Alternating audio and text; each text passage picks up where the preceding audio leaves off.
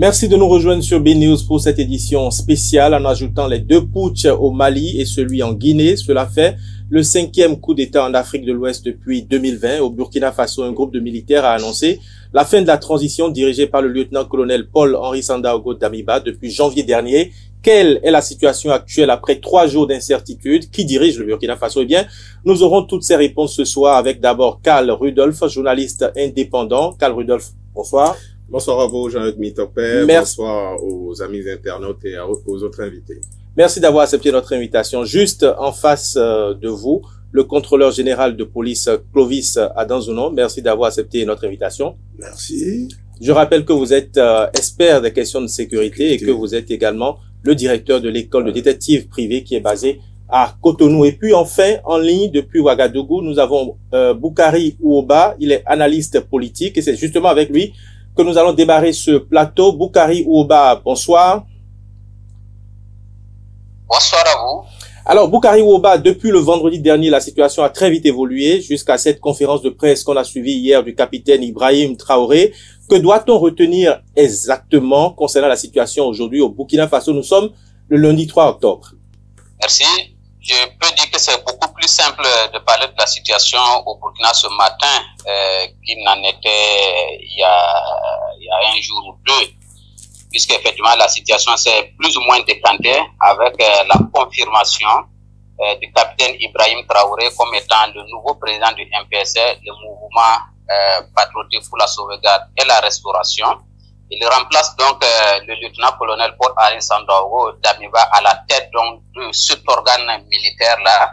Et par conséquent, il prend en même temps aussi les rênes du pouvoir au Burkina pour certainement une courte transition d'abord qui va nous conduire vers la mise en place de l'ensemble des organes de la transition, notamment désigner un président consensuel, mettre en place un gouvernement et éventuellement une assemblée législative. Donc la situation aujourd'hui est plutôt au calme, contrairement donc à ce qu'on a pu vivre hier, qui était véritablement une situation très tendue, avec une opposition entre au moins 2 factions de l'armée burkinabé.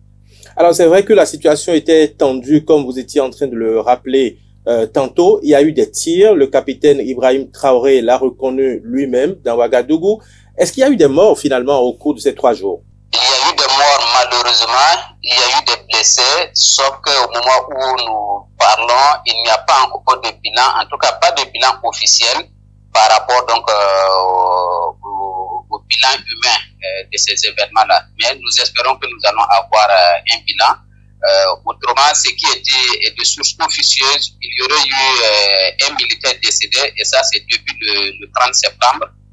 Et puis, dans la nuit du 1er au 2, avec les manifestations qu'on a pu observer, il y a eu également une victime civile, il y a eu des blessés, une connaissance directe qui a pris une balle au pied, qui a subi une intervention réussie hier. Donc, on pense qu'avec tous les tirs qu'on a pu entendre là, on ne peut pas ne pas enregistrer malheureusement des victimes civiles, donc nous espérons que les militaires nous verront le bilan d'un moment à l'autre. Alors très bien, je rappelle que vous êtes en ligne depuis Ouagadougou, vous êtes donc sur le terrain, vous êtes sur place. Où se trouve aujourd'hui l'ancien président? L'ancien président, selon plusieurs sources crédibles, il est hors du pays. Il a décollé en direction de Lomé. Il est arrivé depuis bien longtemps. Il a été conduit par un de ses hommes sûrs, le capitaine Sitsore. C'est celui-là même qui avait lu le premier communiqué donc du MPSR le 24 janvier 2022 et qui faisait donc du lieutenant-colonel Damiba, président du MPSR et chef de l'État. Donc c'est celui-là même qui avait été aussi nommé conseiller spécial auprès du président. Il est militaire pilote.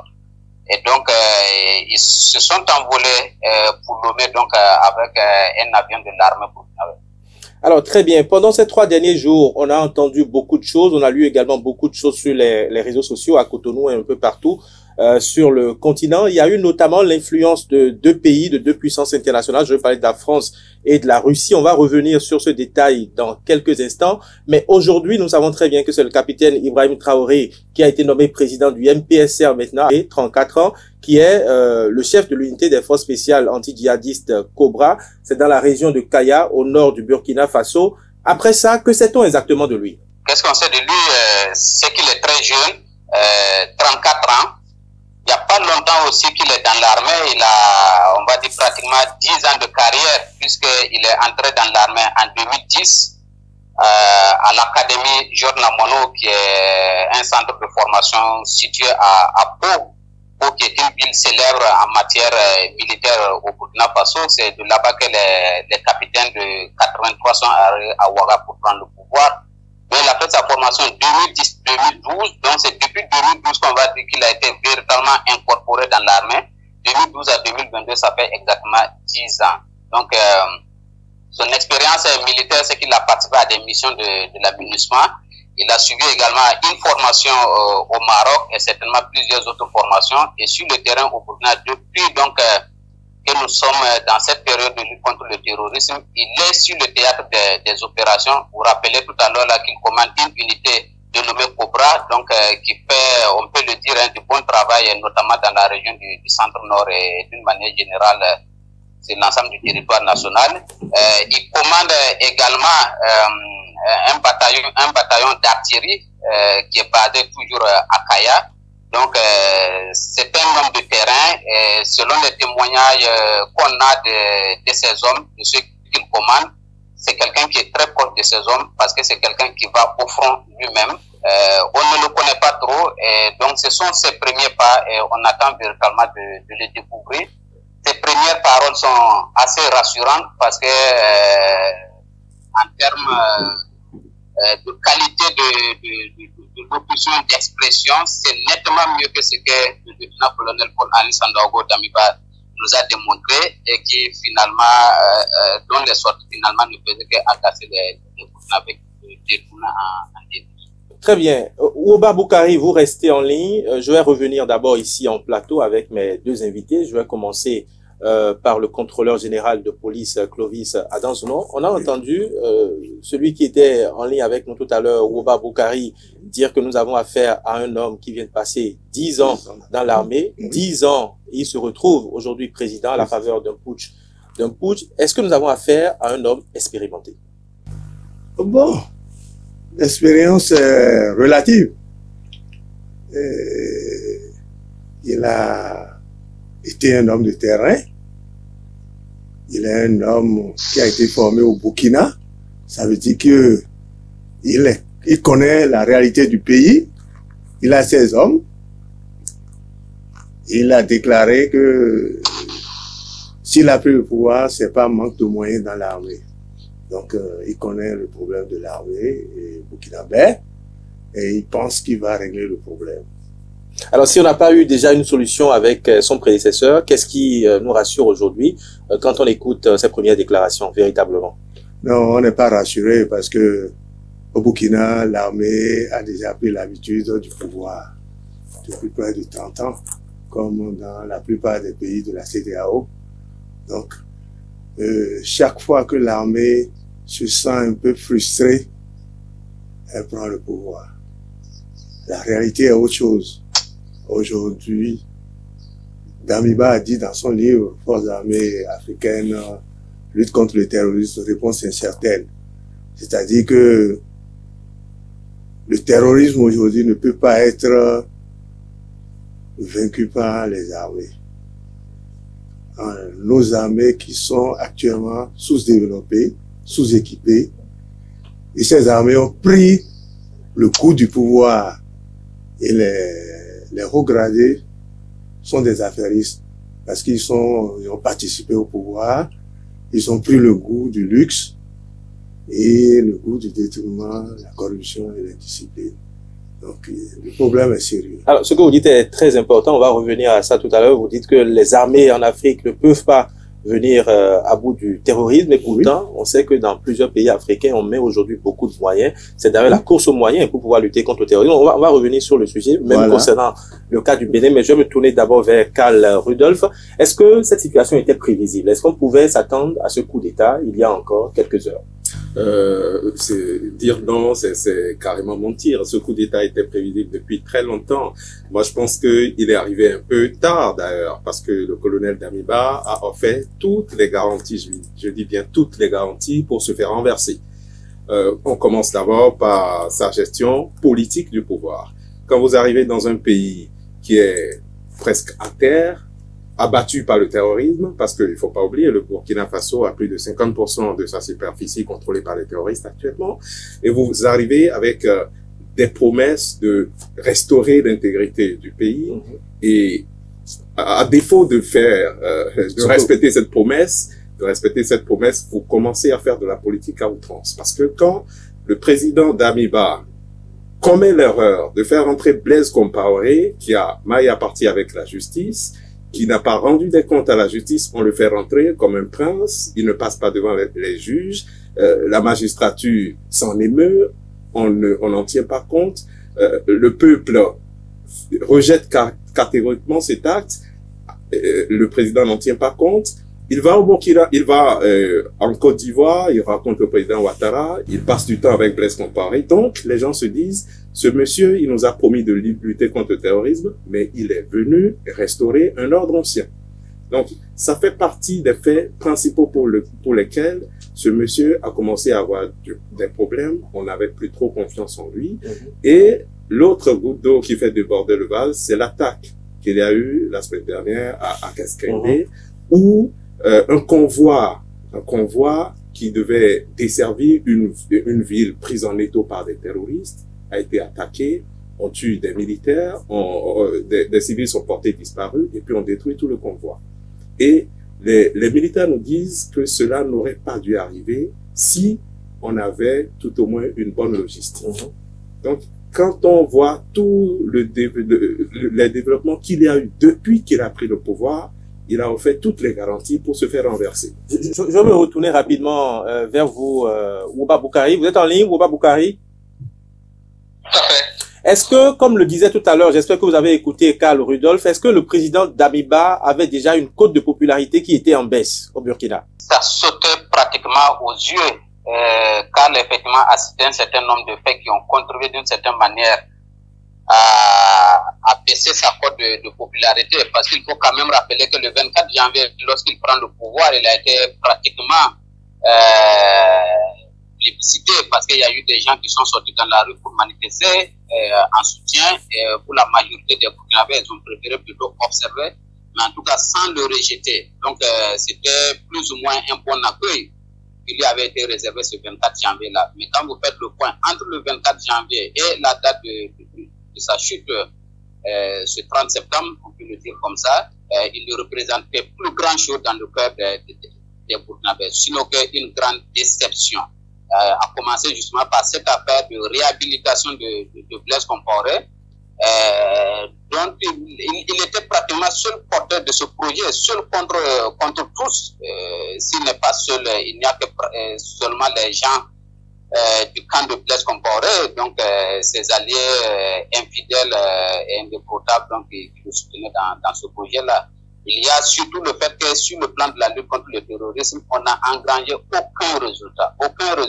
Et ça, il faut vous référer même au communiqué du MPSR2, donc Ibrahim Traoré et de ses camarades, eux-mêmes qui sont membres du MPSR et qui reconnaissent qu'effectivement entre le 24 janvier et la date de leur groupe, nous avons plutôt perdu donc des portions importantes encore de notre territoire national. Avant, c'était certainement quelques bourgades, des communes, mais depuis le 24 janvier, nous avons perdu des provinces. On parlait tantôt de ce convoi qui devait ravitailler Kibo.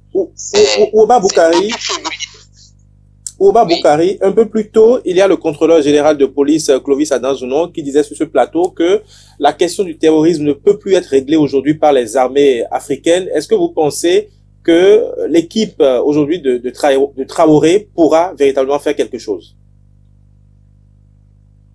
Le contrôleur a parfaitement raison. Je crois qu'en le disant, c'est pas pour dire que le rôle des armées n'est pas important. Il reste encore important parce qu'avant tout, c'est quand même une guerre. Et qui dit guerre parle d'armée. Donc l'armée a un rôle important. Sauf qu'ici, il faut véritablement combiner les solutions en pensant justement à comment on peut associer les populations civiles, toutes les expertises voilà, d'une nation.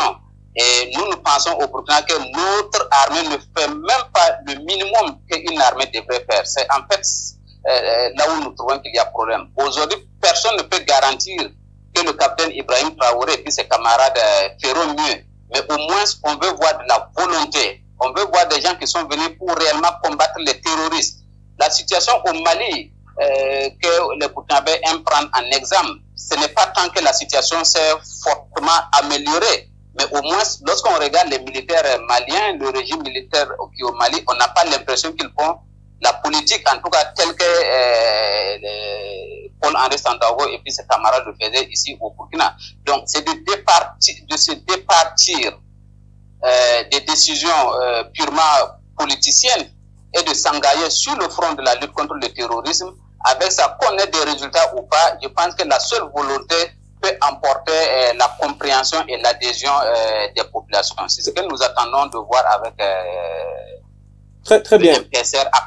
Très bien. Boukari Oba, vous restez en ligne. Je me retourne vers le contrôleur général de police, Clovis Adanzouno. On va rester sur l'armée avant de progresser dans ce débat. Que faut-il aujourd'hui pour nos armées en Afrique pour vaincre la question du terrorisme ou pour commencer alors à trouver une solution à cette question? C'est compliqué. Et les armées sont déstructurées. Les armées ne sont plus compétentes. Il faut mettre d'abord l'accent sur les hommes. Les hommes d'abord et les renseignements. Les renseignements ont été complètement décapités. Parce que si vous observez tous ces pays, c'est des pays qui ont connu plus de 8 à 10 coups d'État. L'armée, dans chaque pays, comme au Burkina, au Bénin, au Mali, a gouverné pendant plus de 30 ans. Et cette armée a pris le temps de déstructurer tous les services de renseignement, notamment les services de police qui sont les services universels de renseignement. Et en lieu et place, elles ont mis des renseignements militaires axés sur la sauvegarde du pouvoir dans chaque pays. Le problème aujourd'hui, c'est un problème de renseignement.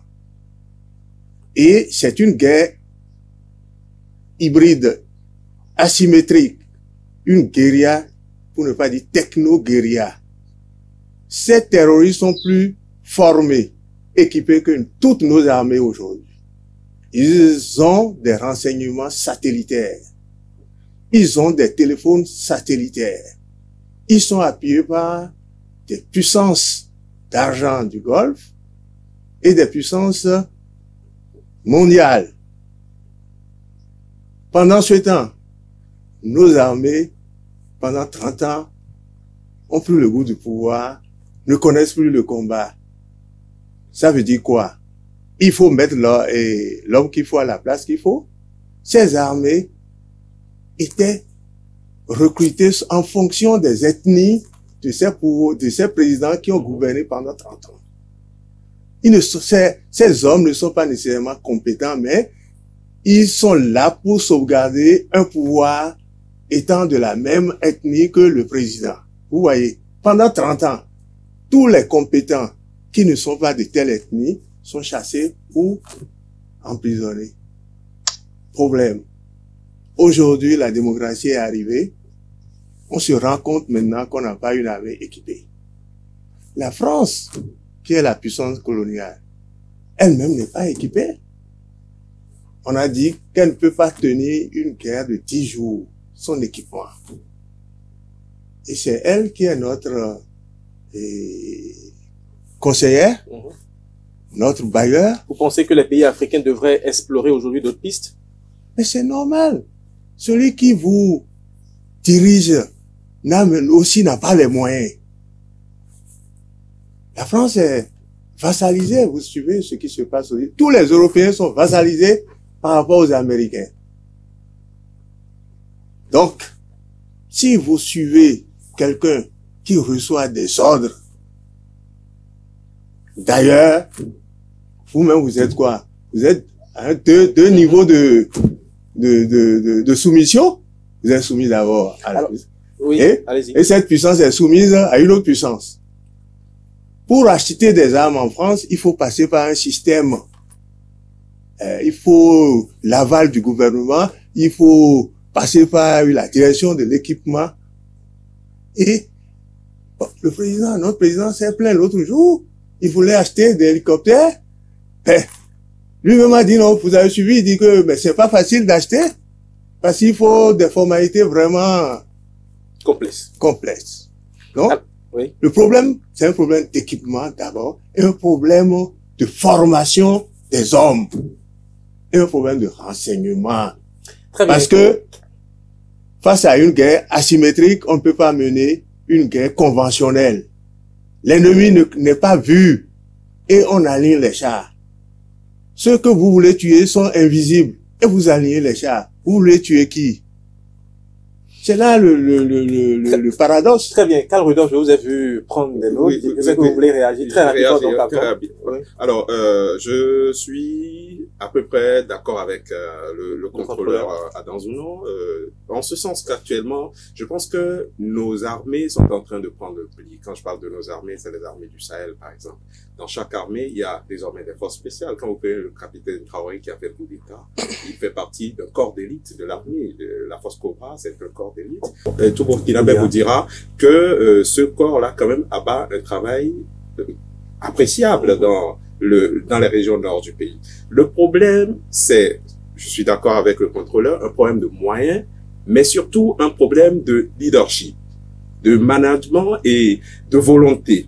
Quand vous n'avez pas de moyens, vous avez quand même le minimum. Comment est-ce que vous exploitez le minimum que vous avez? Quand vous prenez le cas du Mali actuellement, moi je me rappelle du temps du feu président Ibeka, paix à son âme, les terroristes pouvaient attaquer toute une garnison, tuer des militaires et s'en tirer comme si de rien n'était. Vous voyez? Mais aujourd'hui, et en ce moment, les militaires tombaient sur le champ de bataille, il n'y avait même pas le moindre hélicoptère pour les évacuer. Mais aujourd'hui, ces jeunes militaires sont arrivés, la première chose qu'ils ont faite, c'est de redonner du moral à la troupe. C'est de redonner du moral à la troupe, et quand les soldats savent qu'ils se battent quelque part et qu'il y a des problèmes, qu'il y a un qui est blessé, il y a forcément un hélicoptère qui va rapidement venir les évacuer.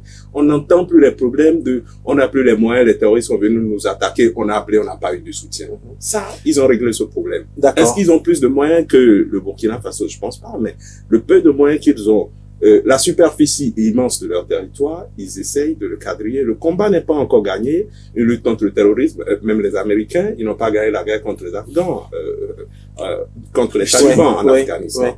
Donc, c'est difficile, c'est complexe, mais avec le peu de moyens qu'on a, on peut montrer de la volonté. Et là, le peuple, si le peuple voit la volonté, il sait que ces gens sont là, ils n'ont pas beaucoup de moyens, mais ils ont de la volonté d'aller de l'avant. Alors, très rapidement, avant de vous donner la parole, je vais repartir vers Ouagadougou. Woba Boukari, sur la question des nouveaux partenaires militaires des pays qui sont menacés aujourd'hui par le terrorisme, je crois qu'on a entendu dire dans le communiqué qui a été lu que l'équipe actuelle se tient prête à collaborer avec de nouveaux partenaires pour justement lutter efficacement contre le terrorisme. Est-ce que ça sous-entend, par exemple, d'aller vers la Russie? Merci. Avant de répondre à cette question, je me permettrai de dire 2 mots par rapport à cette collègue qu'on dit tout à l'heure. Je partage un peu cette lecture, la question des moyens qui fait bien sûr défaut. Et on n'est jamais suffisamment équipé. Bien au contraire, on se rend compte que nos armées, à un certain moment, ont pratiquement été démantelées. Nous avons eu chez nous ici, il y a à peine 2 semaines, le procès de l'assassinat de l'étudiant Dabo Boukari. Et au cours de ce procès, il y a un ancien chef d'état-major des armées qui avait quitté. Donc en 83, après le décès de Sankara, l'assassinat de Sankara, on avait 6 avions de guerre. Et vous savez, lorsqu'on démarrait cette lutte contre le terrorisme, on n'avait aucun avion de guerre. Comment vous pouvez comprendre ça? Et il expliquait qu'on avait des avions de guerre, effectivement, qui avaient des pannes qu'il fallait remettre sur pied. Et lorsqu'on avait commencé ce projet-là, c'est le conseiller militaire de l'ambassade de France au Burkina qui a intimé l'ordre d'arrêter. Il a persisté pour poursuivre et le conseiller a saisi Blaise Compaoré, qui était le nouveau président du Front populaire, qui l'a appelé pour lui dire tout simplement arrête. Quand Blaise a dit ça, en même temps Blaise a rapproché le téléphone. Et donc le projet de doter nos militaires de moyens aériens et tout ce que vous imaginez. Là, il parle de l'armée de l'air. C'est pratiquement la même chose avec toutes les autres composantes de l'armée. Donc, la question de l'équipement, c'est un vieux problème, et aussi parce que justement notre partenaire militaire qui est la France, le contrôleur en parlait tout de suite, c'est comme si ce partenaire-là n'a pas intérêt à ce que nous ayons des armes fortes. Ça pose un problème.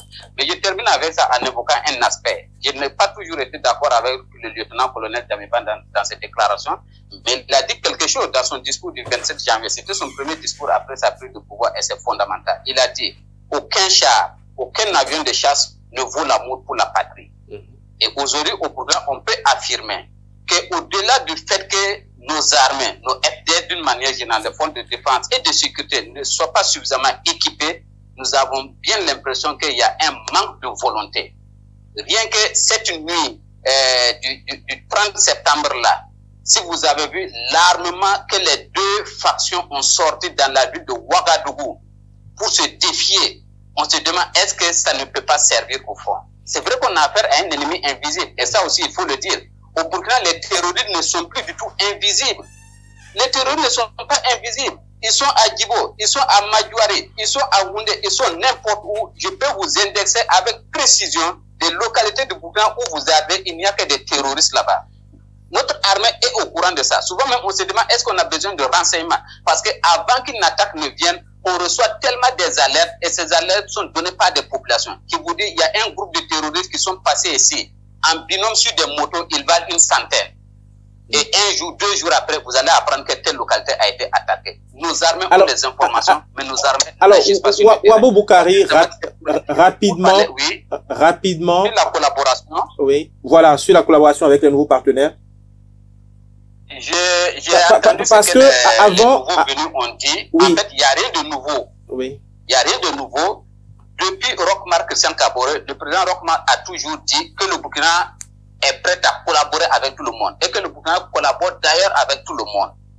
Quand Paul-Henri Sandaogo est arrivé, il a répété la même chose. Le Burkina collabore avec tout le monde. Et de ce que j'ai entendu de ces jeunes capitaines qui viennent d'arriver, c'est de dire encore que le Burkina collabore avec tout le monde.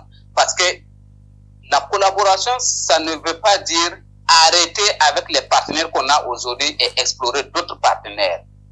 S'il y a un idéal à viser pour nos États, c'est que nous puissions être autonomes, avoir nos armées qui nous permettent de nous dépendre sans compter forcément sur un partenaire, qui soit un partenaire rouge, jaune, blanc ou vert. Ce n'est pas ça qui est plus important. C'est de pouvoir mener notre combat nous-mêmes. Mais le fait de changer un maître pour un autre maître n'apporte pas forcément la solution.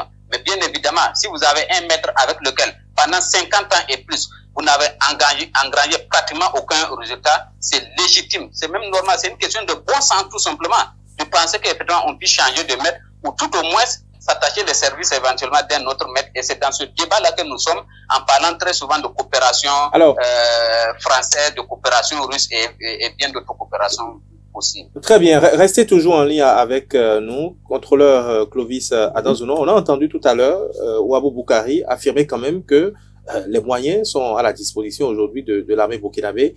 Pourquoi est-ce qu'il n'y a pas autant de réactions comme on l'aurait souhaité ou comme on l'attendrait quand on apprend par exemple que il y a eu des attaques à gauche, à droite, qui n'ont pas ou pour lesquelles véritablement l'armée n'a pas réagi? Vous savez, en Afrique, nous souffrons de 2 problèmes: la corruption et l'indiscipline. Les terroristes ont réussi à infiltrer toutes les armées, en tout cas. Si bien que ils sont au courant de tous les mouvements des forces armées. Vous avez vu l'attaque de Kassinkende oui? Comment est-ce que on peut envoyer un convoi dans une localité qui est sous contrôle terroriste sans au moins un char avant, un char derrière? On met 11 soldats à bord de camions. Mais c'est impensable. C'est vraiment impensable. Et au Burkina, on a lu sur les réseaux qu'on a envoyé un convoi quelque part et le haut gradé qui a envoyé le convoi était en communication avec les terroristes. Et quand les hommes ont réussi à neutraliser les terroristes et ont pris le portable des terroristes, le patron appelait le terroriste pour savoir les résultats et les hommes ont vu. Vous voyez, ça c'est la corruption. Et ce haut gradé a fui et se serait réfugié sur un responsable religieux. Il n'a pas été arrêté ni déféré. Au temps de Damiba. Ça veut dire quoi? Il y a un problème d'infiltration de nos forces par les terroristes à travers les canaux que vous connaissez. Il y a la géopolitique.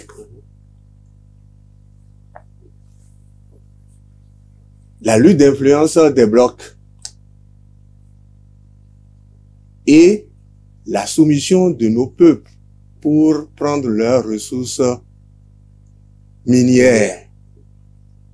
Les gens n'ont pas intérêt à ce que l'Afrique soit en paix et que les pays africains se développent. Parce que les autres n'ont aucune matière première et se sont développés et nous sommes leur coffre-fort en matière première. Chaque fois qu'on veut échapper à cette géopolitique, il y a toujours un mouvement pour arrêter le bon sens, pour nous ramener plusieurs années derrière. Sur la question de la présence des puissances internationales aujourd'hui sur le théâtre, sur le terrain burkinabé, est-ce qu'on peut penser aujourd'hui que deux forces sont encore dans les coulisses en train de se battre en arrière-plan? Quand on suit un peu le développement, il y a eu d'abord la première implication de la France qui a été rapidement démentie par les autorités françaises, et puis ensuite ces pancartes qui ont été agitées dans les différentes villes. On va interroger Ouba Boukari là-dessus tout à l'heure, dans différentes villes, et pour soutenir ou pour appeler les Russes à intervenir dans ce qui est en train de se jouer au Burkina. D'accord. Moi, je pense sur ce plan-là que, à mon niveau, en toute honnêteté, j'ai pas d'éléments précis pour apprécier si il y a l'intervention des Russes ou si, entre-temps, Damiba s'est effectivement réfugié dans une base française près de Ouagadougou. J'ai pas d'éléments pour l'apprécier, mais ce que je sais, c'est que les jeunes militaires ont compris qu'il fallait agiter quelque part le sentiment anti-français pour gagner leur combat. Parce que s'ils l'avaient pas fait, moi je me demande finalement, est-ce que c'est un coup d'État ou bien un soulèvement populaire? Je dirais plutôt que le coup d'État a commencé et a été parachevé par un soulèvement populaire. Parce que Damiba voulait mener sa contre-offensive. Il a fallu que la population fasse la veille de toute la nuit de samedi à dimanche pour que les armées ne se tirent pas dessus. Parce que si les armées se tiraient dessus, les populations allaient en mourir. Donc, cet appel, les jeunes officiers ont compris dans leur dans leur première apparition après la contre-offensive annoncée, ou du moins de Damiba. Vous voyez le sous-lieutenant qui est paru à la télévision lire son communiqué, il tremblait quand il lisait le communiqué parce qu'il savait. Damiba, on peut tout dire de lui, mais c'est un bon militaire. Toute l'armée burkinabé le reconnaît. Il est un homme de terrain, il a été enfant de troupe, il est très respecté, il a été membre du régiment de sécurité présidentielle de Blaise Compaoré. Donc, c'est un militaire rompu à la tâche. Donc, ils ont tous peur de lui. Ils savent que si Damiba reprenait la main, ça ne sera pas bien pour eux. Donc, il fallait agiter ce sentiment anti-français, agiter les drapeaux russes. Vous pensez que c'est de la manipulation? Pas plus que ça. À mon avis, c'est de la manipulation. Ouaba Boukari, est-ce qu'il y a quelque chose de fondé dans ce qu'on a entendu, dans ce qu'on a lu sur les réseaux sociaux à propos de la France, à propos de la Russie également? Beaucoup de choses qu'il serait difficile de vérifier. Mais déjà, depuis le coup d'État et même un peu avant, le débat est véritablement posé au Burkina, comme quoi il faut faire le choix entre la France et la Russie. Il y a même un mouvement qui est né récemment au Burkina, le M30, Naba Wobgo, qui est porté par une ancienne candidate à la présidentielle de 2020, qui a mené des manifestations et dont certains partisans ont même été arrêtés et puis détenus à la maison d'arrêt de correction par le régime récent de Paul-Henri Sandaogo Damiba. Donc c'est une revendication qui est claire, qui a ces partisans qui sont devenus de plus en plus nombreux Et à chacune de leurs manifestations, il y a des drapeaux russes qui sont brandis. Donc, c'est ce mouvement-là, en fait, qui a aussi profité de la situation des 30 septembre et 1er octobre pour lancer des mots d'ordre aussi dans le sens, justement, de dévouer la puissance française. Et aussi, il y a eu cette communication qui a été faite par les militaires. Comme c'est les militaires eux-mêmes qui l'ont affirmé, que le président Damiba se serait réfugié au niveau de la base militaire française qui se trouve à Camboinse. Donc, c'est une parole d'autorité. Et naturellement, la population s'est dit, attends, qu'est-ce qui se passe là? On peut bien comprendre effectivement qu'au niveau interne, nos armées ne s'entendent pas et qu'une partie veut rétablir Damiba.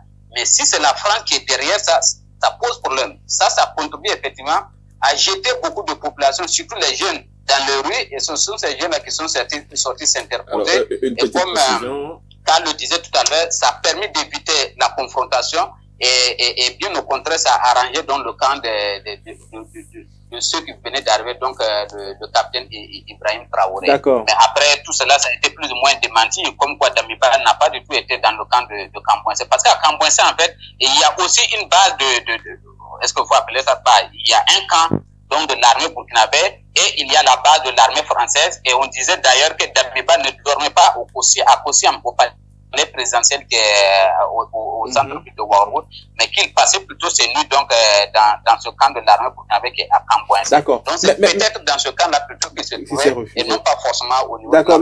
Merci pour cet éclairage. Vous restez en ligne. Nous abordons la dernière partie de cette émission. Je vais donner la parole à Karl Rudolph et ensuite au contrôleur général de police et revenir vers vous pour la suite de cette émission. Karl Rudolph. Voilà une petite précision à ce que Boukari a dit. Les jeunes militaires ont parlé au conditionnel quand ils ont dit que Damiba serait dans la base française. Donc, ils n'ont pas affirmé tout de go.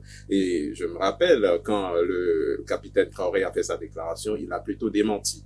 Que, bon, en fait, il a été dit, mais que lui n'a pas vu.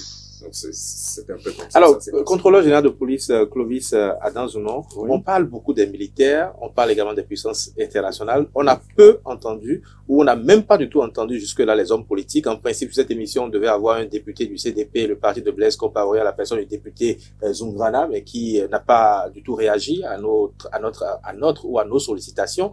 Est-ce que les hommes politiques peuvent revenir encore dans le jeu aujourd'hui? Quand on regarde même, bien évidemment, le calendrier qui avait déjà été élaboré par la CEDEAO et tout pour un retour à l'ordre constitutionnel. Est-ce que les politiques peuvent revenir aujourd'hui rapidement dans le jeu encore au Burkina? C'est difficile. Les politiciens sont essoufflés. Ils sont essoufflés parce qu'ils sont à la base de ces mouvements qui les dépassent aujourd'hui. Ils sont dépassés et le vent qui souffle de façon internationale, les anciens partis politiques sont en train d'être complètement dépassés. Donc, ils vont revenir, mais c'est la jeunesse qui prendra le flambeau. Et cette jeunesse aussi a des problèmes de discipline et de corruption. Aujourd'hui, les partis politiques ont des problèmes. Le patriotisme a déserté le forum. Quand les gens viennent au pouvoir, c'est pour se remplir les poches, faire leurs affaires et partir. Donc, le pays n'est plus l'objectif, mais c'est leur poche. Donc, la situation est trouble. Et si on ne sait pas faire, beaucoup de pays seront démembrés, beaucoup d'États, comme la Somalie là. La situation est pourrie.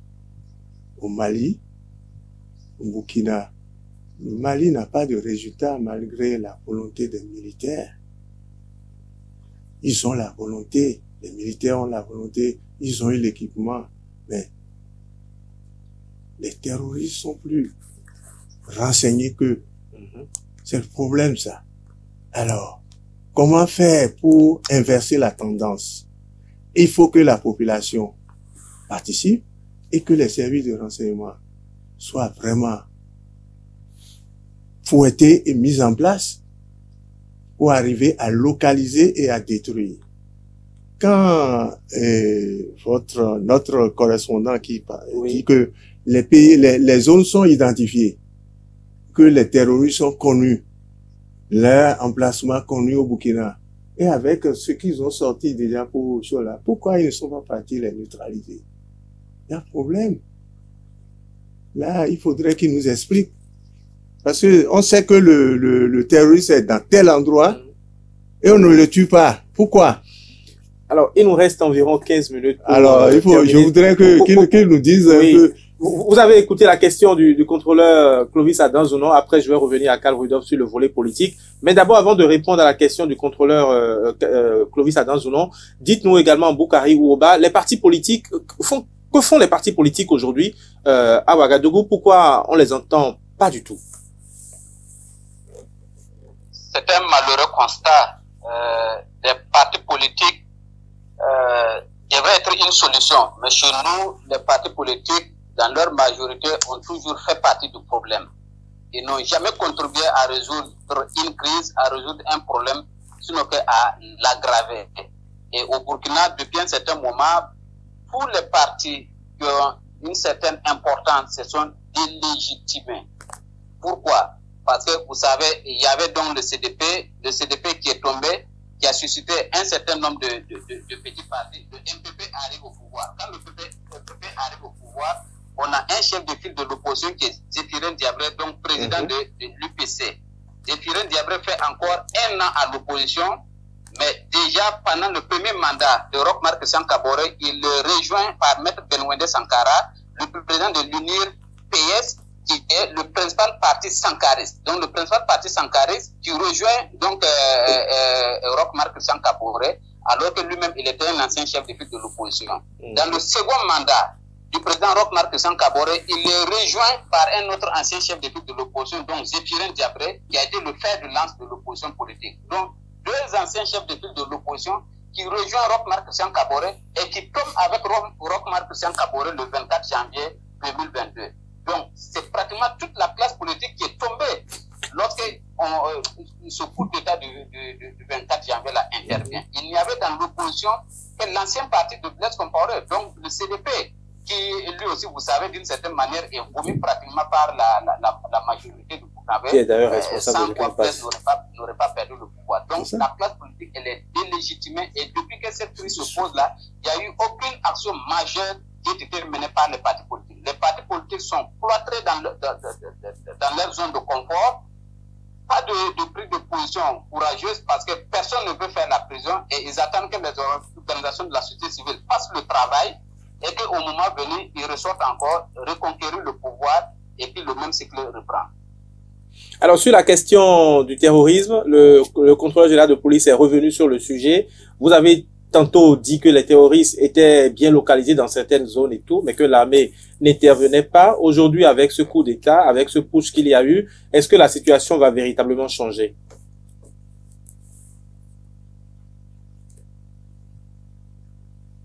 Ouabo Boukari, vous êtes toujours en ligne? Ouabo Boukari avait consisté à créer. Moi, je vous reçois, vous ne me recevez pas? Allez-y, je vous reçois très bien. Je disais qu'une des dernières mesures du président Damiba avait consisté à créer ce qu'ils ont appelé les zones d'intérêt militaire. Les zones d'intérêt militaire, ça veut dire quoi? Il y a des localités où on savait qu'il y a beaucoup de terroristes. Donc, l'armée a demandé aux populations de quitter ces localités. Et les populations sont parties.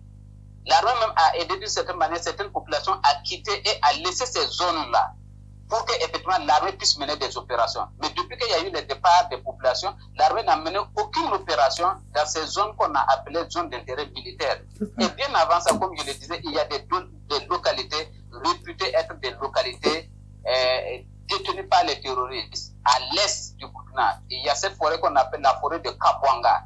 Elle est habitée par des terroristes. Mais l'armée n'y va pas pour faire des opérations.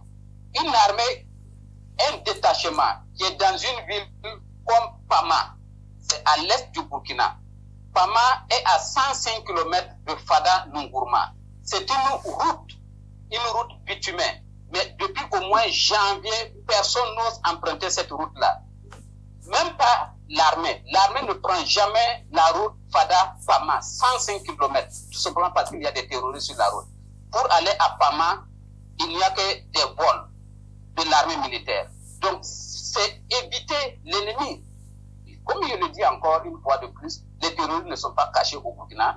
Nos militaires savent où ils sont, ils ne vont jamais vers eux. Nous sommes dans une sorte de réaction. Toutes les fois que nous avons présenté des résultats dans la lutte contre les terroristes, c'est lorsque nous ripostons. Nous n'irons jamais chercher les terroristes, nous faisons que répondre donc aux coups que nous recevons et nous avons dit que ça doit cesser. Nous devons cesser de réagir, mais plutôt d'agir, d'être dans l'action, d'être dans l'offensive. Très bien. Ouabo Boukari, merci d'avoir participé à cette émission. Merci de nous avoir apporté tous ces éléments pour comprendre un peu plus la situation aujourd'hui au Burkina Faso. Nous allons continuer ce débat en plateau. Merci et à bientôt. Merci à vous. Alors, contrôleur de police Clovis Adanzouno, je vous ai vu sourire tout à l'heure quand il répondait à votre question. Pourquoi l'armée ne peut pas aujourd'hui aller dans les zones véritablement à risque? Est-ce qu'on peut considérer que ce qu'il est en train de décrire tout à l'heure est en train de se passer également au Bénin parce que on a l'impression que de plus en plus les terroristes progressent dans le nord du pays? Bon, moi, je ne veux pas parler du Bénin parce que vous savez, les gens n'aiment pas la vérité et je ne veux pas me créer des ennuis. J'ai déjà dit que les armées sous-africaines et ouest-africaines ne peuvent pas combattre en l'état actuel du terrorisme. Ça résume tout. Parce qu'il y a le problème de renseignement qui est nul. Il a dit, on ne fait que riposter. Les gens attaquent et nous ripostons. Mais on ne va pas les déloger. Ils ne sont pas localisés. Ils ne sont pas évalués. Est-ce qu'on peut dire avec précision le nombre de terroristes au Mali, au Burkina? Non. Mais si vous n'évaluez pas, vous ne localisez pas, quelle stratégie vous allez développer pour les convaincre, pour les neutraliser? C'est la guérilla. La guérilla, l'erreur de Dambiba, c'est de faire sortir la population des zones militaires. C'est la population qui doit fournir les renseignements à l'armée. Et le terrorisme ne peut pas être combattu de l'extérieur. C'est de l'intérieur. Cela veut dire quoi? Il faut infiltrer pour l'imploser. C'est-à-dire préparer des terroristes, habiller des terroristes, habiller des militaires en terroristes, pour être recrutés par ces terroristes, étudier leur modus operandi, fractionner. Est-ce que ce que vous dites est facile à faire quand on sait que ces derniers mois, ces dernières années même, puisque ça a commencé depuis au moins 2 ans, par exemple chez nous au Bénin, c'est vrai qu'on ne sait pas pourquoi, mais il y a eu beaucoup de désertions, et dans l'armée, et dans la police républicaine. Ben, lorsque les gens n'ont pas les moyens, lorsque les gens ne sont pas formés, moi, je dis, on peut les prendre sans les combattre. Moi, je dis, on n'a pas besoin, on a besoin d'un minimum pour neutraliser ces gars. Si les renseignements sont bien faits, bien ficelés, et que la stratégie bien ficelée, ils seront en train de dormir et on va aller les chercher. Très bien, on va rapidement terminer cette émission. Je reviens à vous, Karl Rudolph, sur la question du calendrier élaboré par la CEDEAO pour pouvoir retourner à l'ordre constitutionnel au Burkina Faso. C'était déjà depuis Damiba, mais avec ce nouveau rebondissement et avec ce que notre correspondant, je vais l'appeler comme ça, au Burkina Faso vient de dire par rapport à la situation politique, par rapport à l'incapacité des hommes politiques d'intervenir véritablement dans cette situation. Est-ce que ce calendrier peut être respecté et est-ce que le Burkina pourra vraiment revenir à l'ordre constitutionnel? Alors, la CEDEAO, moi je pense, j'en parle avec beaucoup de déception parce que nous avons des États qui sont frappés aujourd'hui par le terrorisme. Cette organisation, moi je l'ai jamais vue nous présenter un plan de lutte contre le terrorisme dans un quelconque pays. Est-ce qu'on peut organiser des élections dans un pays comme le Burkina Faso où 50% du territoire actuellement est occupé par des terroristes? Non. Qu'on règle d'abord ce problème. C'est pour ça on peut tout reprocher aux jeunes officiers qui ont pris le pouvoir au Mali, mais je pense qu'ils ont quand même du sens. Avec ce que vous dites, ça veut dire que le Burkina, le Mali, peut-être même la Guinée vont rester des pouvoirs militaires longtemps. La Guinée, c'est un autre problème à part, ils n'ont pas un problème de terrorisme, mais dans les pays comme le Mali, où une bonne partie, 3/4 du Mali actuellement est déstabilisé par le terrorisme. Comment on organise des élections dans de tels pays? Alors, la CEDEAO nous dit, présentez-nous un chronogramme pour aller vers les élections. Bon, si le jour des élections, les populations ne peuvent pas aller voter parce que les terroristes prennent le contrôle des bureaux de vote, ils vont quand même élire un président. Donc, la CEDEAO n'a qu'à cesser, excusez-moi, de nous fatiguer avec qu'on nous parle clairement de la lutte contre le terrorisme. Est-ce que c'est un civil qu'on va mettre au pouvoir pour gérer la transition, trouver des solutions? On ne peut pas éliminer le terrorisme, mais quand même reconquérir le territoire en grande partie. Si par exemple on me dit que c'est 10%, une portion résiduelle du territoire qui est occupée par les terroristes, ça peut encore se comprendre. Mais quand c'est plus de la moitié du pays et que la CEDEAO nous dit allez aux élections, mais bon, si les présidents de la CEDEAO tels qu'ils sont aujourd'hui, ils devaient diriger des pays en majorité occupés par des terroristes, ils iraient quand même aux élections. Il faut qu'ils soient réalistes. Il faut qu'ils soient réalistes. Dernièrement, ils étaient allés au Burkina parler un peu de terrorisme, mais ils ne nous ont pas dit concrètement ce qu'ils comptent faire pour aider ce pays-là à gagner la guerre contre le terrorisme. Certes, les militaires disent on va lutter contre le terrorisme. S'ils n'ont pas les moyens et que la tâche est rude et qu'ils n'arrivent pas à gagner le combat, ils vont quand même aller aux élections. Non, moi je pense que la CEDEAO doit changer de paradigme. Oui. Ouais, on a déjà fait l'expérience au Mali. Je crois que Christian, quand on a fait les élections, premier coup d'État, quand on a fait les élections, le Nord n'avait pas voté. Le président Ibeka. Ibeka. Le Nord n'avait pas voté et on a même pris un opposant, il a été kidnappé et après il est mort. Une campagne électorale, Soumaïla Cissé a été kidnappé par les terroristes. Par les terroristes, non. Les réalités. Les réalités est pas fini. Et Ibeka a été renversé. Le pays était devenu un gouvernement parce que le Nord a commencé, les terroristes du Nord ont commencé par descendre vers Bamako. Et il y avait aussi des morts, ce qui a révolté les militaires d'ailleurs pour faire le premier coup d'État. Très bien. Clovis Atanzounon, vous avez dit tout à l'heure que vous avez rapidement évité le sujet, mais on va finir par ça. Aujourd'hui, quand vous voyez la situation au Burkina, au Mali, perspective pour le Bénin et le Niger? Et il faut mettre l'accent sur les hommes. D'abord, après les équipements et les institutions, les structures chargées de renseignement. Le problème des Africains aujourd'hui, nous n'avons pas les renseignements. Les renseignements satellitaires sont donnés aux terroristes. Il faut que nos pays sachent aussi que le développement numérique, là, il faut qu'ils prennent ça en compte. C'est-à-dire l'utilisation des drones au lieu des chars.